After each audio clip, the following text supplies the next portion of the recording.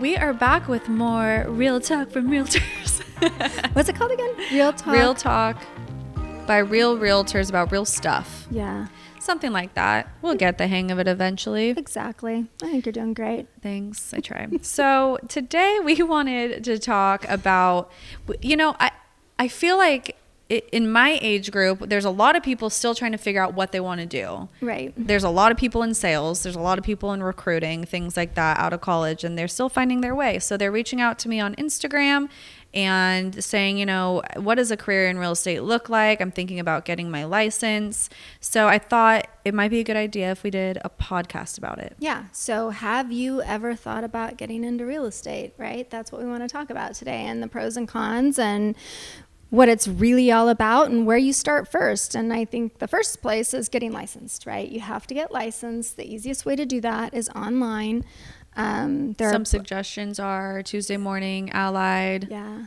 And then there was one other we were talking about. There's a few other. I like Allied, but yeah, there's several, but you should talk to somebody and find out where because there are some that aren't great. So you want to make sure you're picking the right one. So you go online, you start the process. Don't spend too much time on it because whatever you learn in that real estate course is pretty much nothing like what real estate selling is like. Yeah. So you just got to get through that process. Yep. It's just something to check off the list. And we were saying earlier, it's like the easiest part of the job is getting licensed. Unfortunately, right? Maybe it should be harder. It should be harder, but right now it's not. So, like you said, check that off the list. How much does it cost? A couple $100. Yeah, it depends on the course. The course is going to cost you some money, and then I would say maybe $300-400 to do the licensing application and test. I think you could do it for under like $800 total. So the cost of the course is pretty. Yeah, you have a live scan. Yeah. Under $1,000 to get the license. And then when you're licensed and you join a brokerage and you join MLS, you will have additional fees. Here's the thing is you might not sell a house in 6 months, your first 6 months. So at the end of the day, you really do need to have some money saved to get started in this career, whether you're paying those types of fees or you need to live off savings for a little while. Because you might not have a paycheck for 6 months. In some cases, even a year, just kind of depending on the situation. Usually it's within 6 months.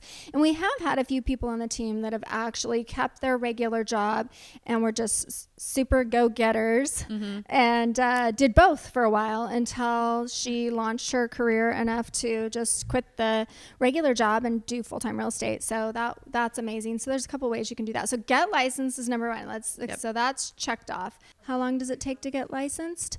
It could take you 3 months. It could take you 10 years. It really kind of depends on you. And that's why we say do it online. You could probably finish all your courses in a month or two and then take the test. But you have to pass the test, so you need to take some time to study. So the length of time it takes to get your license is what you decide it's going to take you. Yep. For the most part. You can get through it pretty quickly. Yep. And once you've done that, the next thing to do is to go and start talking to some brokerages. And we highly recommend that you get on a team and talk to, some of the teams in your area, because what they say, a team always outperforms an individual. And when you don't know what you're doing and your friends know you don't know what you're doing, so they're not going to buy from you just yet, you need to get on a team so that they can train you properly. And give you leads and help you pay for stuff so that you're not, launching. When I launched my career, it was like I needed $10,000, and that was in like 1990 something. So it's expensive if you really want to go for it. That's why joining a team is also helpful when it comes to the money part. I mean, at the end of the day, as a solo agent, or as an agent, period, whether you're on a team or not, you're your own business. And when you're starting up a business, there's a lot of upfront costs. And a lot of people take out business loans to start businesses, restaurants, all those things. And real estate, you really don't think about doing that. And honestly, hopefully you don't have to ever do that. But there's a lot of upfront costs like signage, and like Brandy said, it can take a couple months or 6 months before you get a paycheck.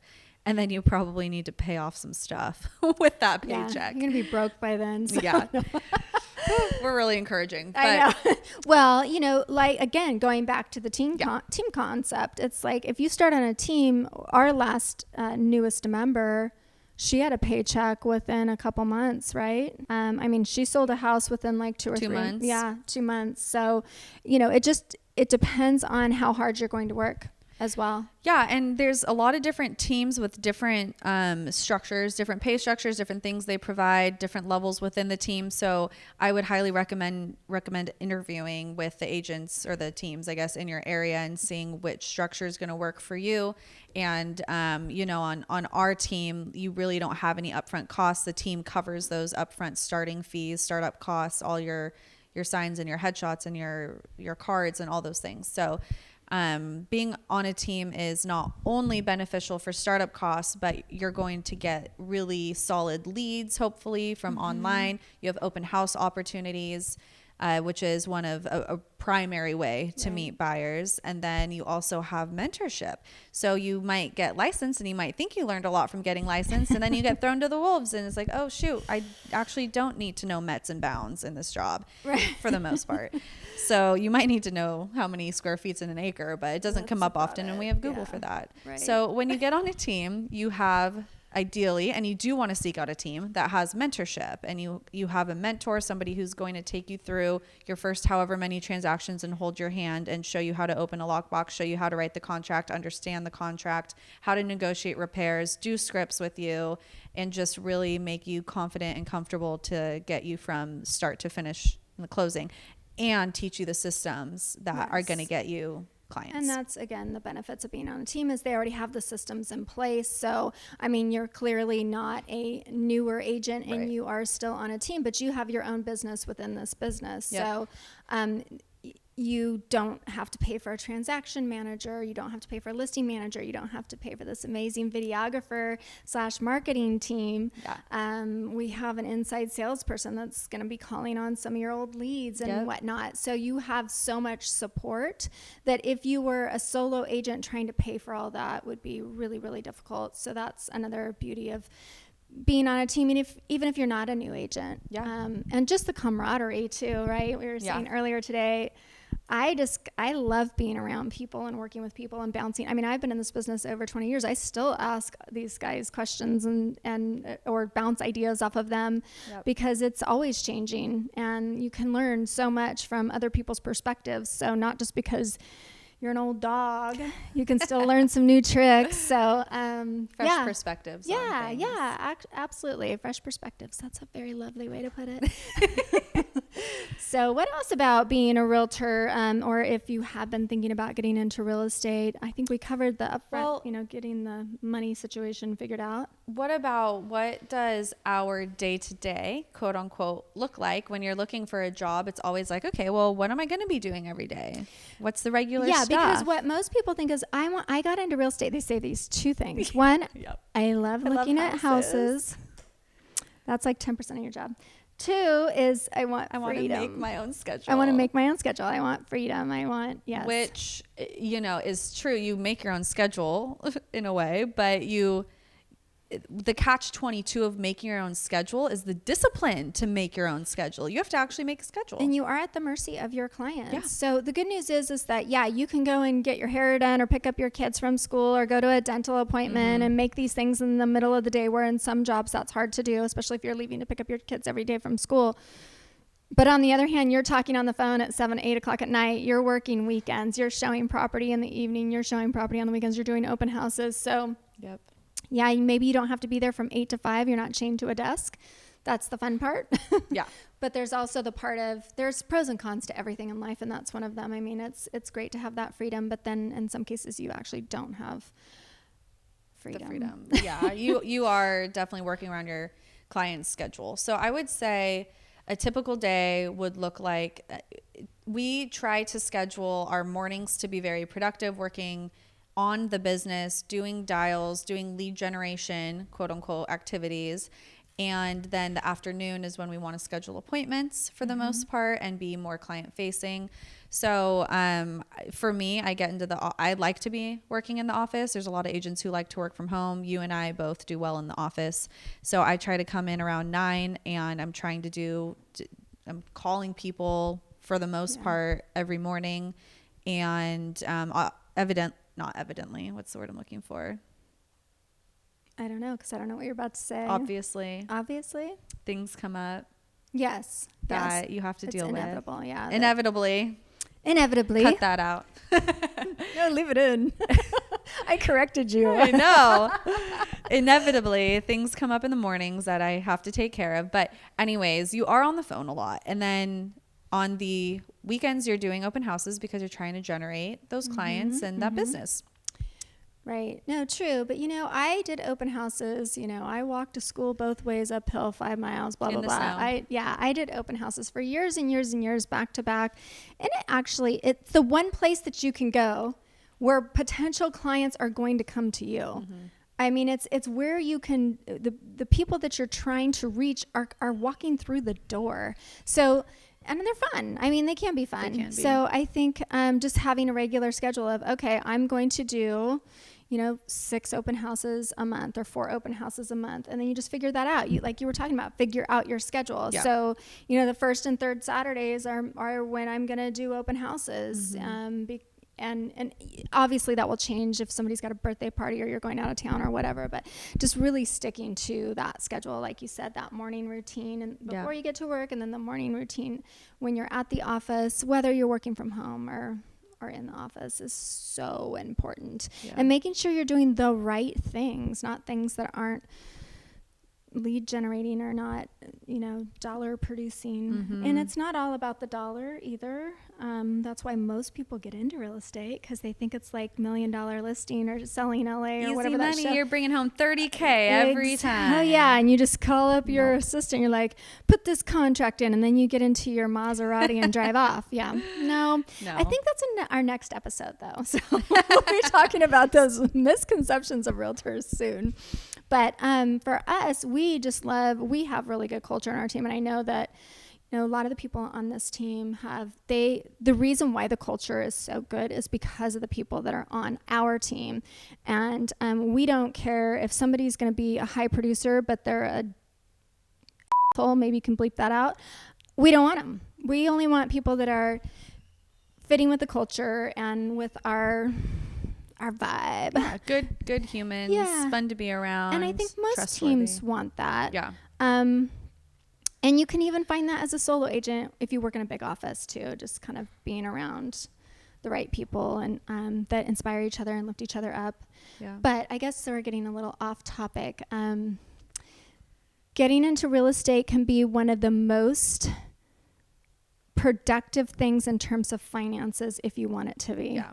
So you can make it what you want. Yeah, you get out what you put into it. 100%. Like most, businesses are self-employment situations. Yeah. You have to work really hard. You have to be very self-disciplined. If you are not a naturally self-disciplined person, it's going to be a hard business. Right. Because you're doing stuff you don't want to do. Like no one wants to sit on the phone for an hour and try to call people and strike up conversation. It's hard to do that stuff. Yeah. Yeah. So if you can't, sit down and be disciplined, have a schedule, and do those lead generation activities, that you're just going to be twiddling your thumbs till the next paycheck. Right. But if you can do those things, the sky's the limit. Courtney in the corner had a question. So, yeah. Oh, yes. The question was, what was the question? What's the cost to be a realtor? Well, we kind of talked about how if you're on a team, they cover the costs. But yes, let's just base it on your commission. If your commission's $10,000. The total. So if you sell a $500,000 house and you're half of the commission, so half goes to the listing agent, half the buyer's agent commission, quote unquote, is 2.5%. You're not bringing home 2.5%. And we're not even talking about the cost of running the business. Right. This does not include This is what you get paid. This is what you get paid. It doesn't include your expenses. So it depends what brokerage you're at and what your team split is. But I would say generally you end up taking home 50 to 60% of that 2.5%. Yes. I think that's a really good guess or guesstimate. Yeah, because depending on, there's sliding scales at every brokerage. So you do have brokers fees, franchise fees, E&O, transaction coordinator. You have, everybody's got, what's the term? Like their fingers in your pie. Right. Or whatever the word is. pie pocket. I don't know. Courtney's laughing at me. There's definitely a phrase for that, but everyone gets a little piece of your pie. Right. Does that work?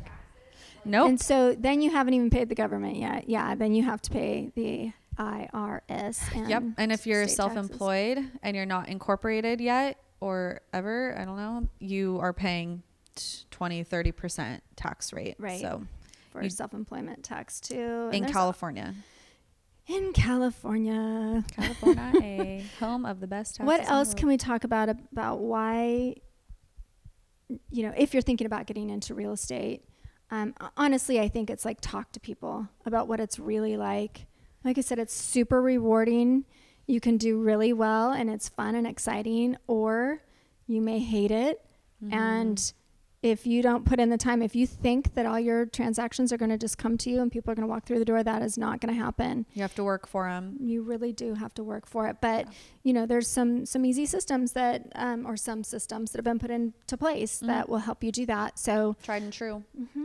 Yeah. And commission-based income for anybody is hard. I mean, even if you're a business owner, like you're not salaried necessarily, right, and sometimes not knowing where that next deal is going to come from. I think in real estate, there's a lot of mindset. We talk a lot about mindset and different, just like even your morning routine, how you start your day, because the way that you start your day can affect the rest of your day. And if the rest of your day is not good, I might not feel like lead generating or making calls that day.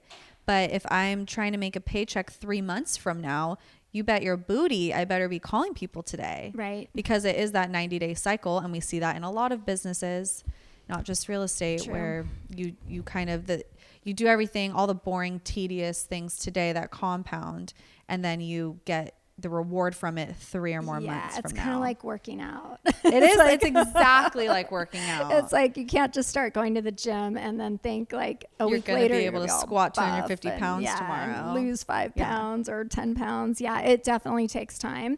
It seems like you're spinning your wheels, and then all of a sudden you have multiple escrows and you're calculating what your income's going to be, and it's super exciting and it's really fun. It is exciting. Yeah, I mean I think it's a great business to be in. My mom was in this business. That's how I got into it, and I love it, and I love the people that are in it. But it is a challenge. So I guess we could probably wrap it up, unless there's something else you wanted to say. If you have any questions about getting into real estate, we're happy to chat with you about that, give you our thoughts and opinions. Definitely. Talk about what the Laffins team does. I was 22 and you were 22 as well, right? Or around there, getting into the business. Yep. So I think as a young person, like fresh out of college, maybe it's really intimidating. And I think it would be good just to chat with one of us about it and see what the potential is. It is unusual though for people like you, when you started at 22. That's tough. It can be a little bit of a challenge, but it's not impossible because you've proven that, right? It's not impossible. And I also was like, back to the mindset thing, I had to work on that. I still every day have to work on it because I'm like, oh, I'm so young, I look so young, no one's going to trust me. But then that's where the team comes in, and like all the things we talk about in the market and the things that I'm memorizing, not even on purpose, but they're important, like the way that the market's going. As soon as I open my mouth, people trust me because I know what I'm talking about. Right. I might look 18, but I'm not. But you're confident, and you know what you know because you study it every day. Yep. And I credit that a lot with the team because I wouldn't know about Keeping Current Matters and Tom Ferry and all these other resources to give me that information to then be confident when I'm client facing. And so that's another reason, if you're young, to join a team so that way you know your stuff. So if you had to do it all over again, would you get into real estate? Yes. Okay. I have no idea what else I'd be doing right now. And I sure as hell would not own a duplex and a single family home. I might not be a homeowner at all. Right. If I wasn't in it. Yeah. So I'm so grateful. So grateful. Well, there you have it. We're grateful too. We're glad you're here. All right. Well, thanks for listening to us. If you are listening, maybe we have 4 or 5 listeners by now. I don't know. Yeah. We'll find out. We'll find out. But it's kind of fun to do this. So even if nobody's listening, we're having a good time. All right. Cheers. See ya.